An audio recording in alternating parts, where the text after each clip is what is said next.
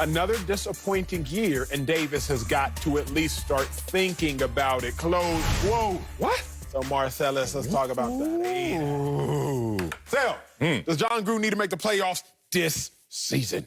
Nope, not at all. You know I love me some Peter King, but that's not it. Teflon John?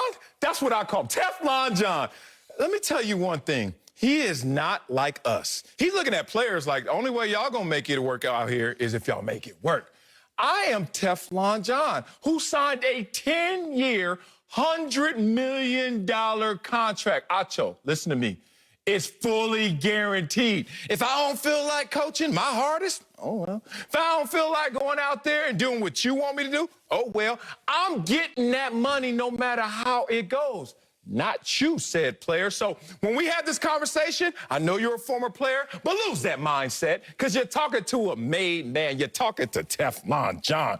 So he's sitting there like, y'all players got to go out there and eat what you kill. And then if you don't, then we've got to get into conversations about dead cap and cap numbers. Dead cap? My money is no dead cap, alive cap. It don't matter. No cap. I'm getting this money regardless. And you think that the Davis family doesn't understand this? So I'm going to tell you why he knows he's good. One, Peter King didn't really address this, but be real. He got to a team first year, 4 wins, second year, 7 wins, third year, 8 wins. Is that progression? Oh, yes, it is. Because you got to remember, as you always remind me about Cleveland, the Las Vegas Raiders are Cleveland adjacent. Let's talk about this. You know that they were 12-4 in 2016, but they hadn't made the playoffs all the way back to the Super Bowl year 2002. The Raiders? That sorry? Yeah, Cleveland adjacent. That's who the Raiders are. Now, if you talk about who Teflon John is, he's a coach on his second act. When he was with the Raiders and then when he was with Tampa Bay, did he win a Super Bowl, yes or no? Yes, he did. Okay, now let's talk about coaches that took a little time to win those Super Bowls, especially in their second act. Andy Reid, did he win a Super Bowl the first time when he was with Philadelphia? No, he didn't. And then when he's with Kansas City, you know how long it took him to get that Super Bowl? His 7th season. Jon Gruden's on his 3rd. Why are we over here trying to pull the rope? Okay, let's talk about Mike Holmgren. Won his first gig. Green Bay was. Then all of a sudden he gets there, 7th season before he goes out there and wins. Why y'all all of a sudden trying to pull the rug under Teflon John? I don't see anything in history with any other coaches that gets the rug pulled from underneath them this fast, especially when they're progressing. Make it make sense, Mr. Acho. Jon Gruden is the most overrated coach in the history of the NFL. Okay, it's hot over here. It's a hot take. It's a hot take, ladies. Jon Gruden is the most overrated coach in the history of the NFL. A $100 million guarantee. I'm just going to start with facts. I'm going to remove my feelings from a facts conversation. Jon Gruden has not won a playoff game in 9 years. Jon Gruden... okay, that's enough. Go back to feelings. Go back to feelings. I like feelings a little more. Damn. Jon Gruden has not won a playoff game in 9 years. Jon Gruden is the only active coach who has been with the team for 3 seasons with no playoff appearances. Jon Gruden is a career 500 winner, 114 and 110. Since Jon Gruden's Super Bowl winning season, he has a 44% winning percentage. That is on par with Chip Kelly, who obviously only lasted 4 years in the National Football League. We criticize Matt Nagy, Chicago Bears head coach, for underperforming, for underwhelming. Matt Nagy's been the head coach for the Bears 3 seasons, the same amount of time as Jon Gruden. Matt Nagy, however, has made the playoffs twice, had a 12-4 season. Jon Gruden, still yet to make the playoffs. I will again assert Jon Gruden is the most overrated head coach in the history of the NFL. Marcellus, I'm going to take you somewhere. You're a music buff. I'm a music buff. Where are we going?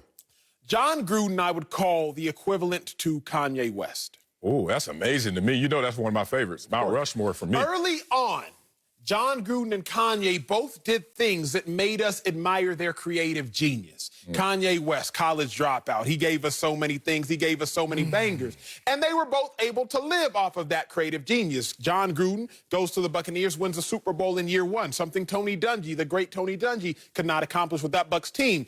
Because of that, we've been like, yo, Jon Gruden and Kanye, they must see it. So when Kanye comes out with an oversized T-shirt for $5,000, we're like, yo, he's a genius. We must not be able to see it. When Kanye West tries to sell us boots for $3,000, but he's a genius, we must not see it.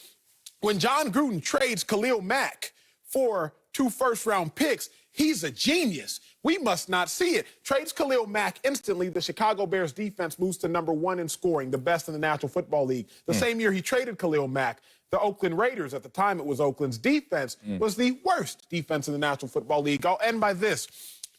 He must be a creative genius. Trades Amari Cooper. Amari Cooper goes on to have 3 consecutive 1,000-yard seasons with the Dallas Cowboys. Since trading Amari Cooper, Derek Carr has not had a 1,000-yard wide receiver. He has had 1,000 yards tight ends. The last 3 years for the Raiders, a tight end has led the team in receiving yards. Jon Gruden, we thought he was a creative genius. It turns out he's truly a creative idiot. We are not seeing, and it again. You know what? I got. Yeah, I do know what. And I'm coming back. I'm not giving you these ribs just yet. I'll say it like this. Go ahead, take your time. So, if a NFL quarterback won a Super Bowl 19 years ago, and since winning a Super Bowl 19 years ago, hadn't won a playoff game, had 9 seasons and hadn't won a playoff game, hadn't had a winning season in their last 3 seasons, and yet we still praise this quarterback, we would look like fools. So rather than looking like a fool, I'm going to acknowledge who the true fool is. It's either the Raiders, if they continue to pay Jon Gruden, or it is Jon Gruden. But it's not me. That's all I know. Damn. And I used to love working with you. Oh, man, I got to take up. Look, you my dog, but Jon Gruden?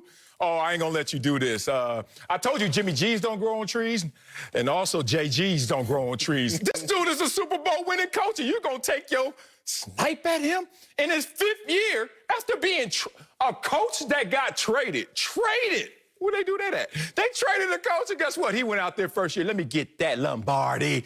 And now you're going to forget about that. But I should have known, because you're from Dallas, and you got a lot of self-hate, because you do the same thing to Jerry Jones. Every time I bring up Jerry Jones, he won his Super Bowls in the 90s when I was 5. And I'm like, dog, he won 3 Super Bowls. He's a Hall of Fame owner, as this is going to be a Hall of Fame coach. But you don't want to put respect on what used to happen, because you want to say, what have you done for me lately? Let's talk about what used to happen before we talk about what he's done lately. What used to happen is we used to respect coaches and give them time and give them a leash. And then some of those same coaches we thought were great. I'm going to give you 4 names, and you tell me if any of these coaches are not good. Tell me the bad coach. Bill Cowher, Andy Reid, Tony Dungy, and Tom Coughlin. Any bad coaches there? No. Look at your face. Don't be stale. Don't be trying to... Tom Coughlin. What? That's the bump. The end of his career. Here you go again. The end of his career. You made my point. Here you go, slicing up somebody's careers again. Is Tom Coughlin a bad coach? You know damn well he's not a bad coach. Just ask everybody. How was your last year playing football? A Super Bowl. Mine was bad, too. Go ahead. Okay, go ahead. I thought so. You don't want to go there. Go ahead. But Bill Cowher, mind you, it was his 5th year when he won a Super Bowl, and talking about JG. Bill Cowher took 14 years. Oh, I'm glad Acho wasn't on SFY. He wouldn't have let him live to get to 14 years before he won a Super Bowl. If you were on SFY, Andy Reid wouldn't even be Andy Reid right now with the airport shirt on. You know why? Because it took him 21 years to do what Jon Gruden did in 5. But you want to talk about him. Now let's go to Tony Dungy, who I know you ain't going to take a shot at. I know you're not. 11 seasons. And his second stop, and he had Peyton Manning. And it took him 11 years. Great coach, though, right? But you're going to say JG ain't. Okay, last one, Tom Coughlin, who you already said you don't think so, but let me change your mind.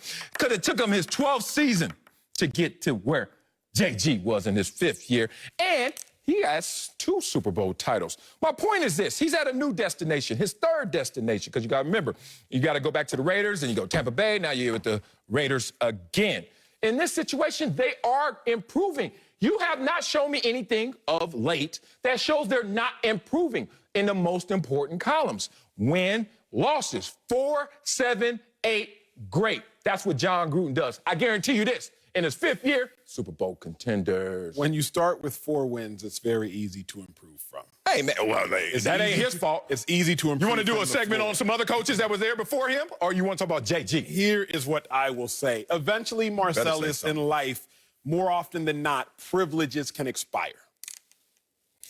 Ooh, how far are we going with this?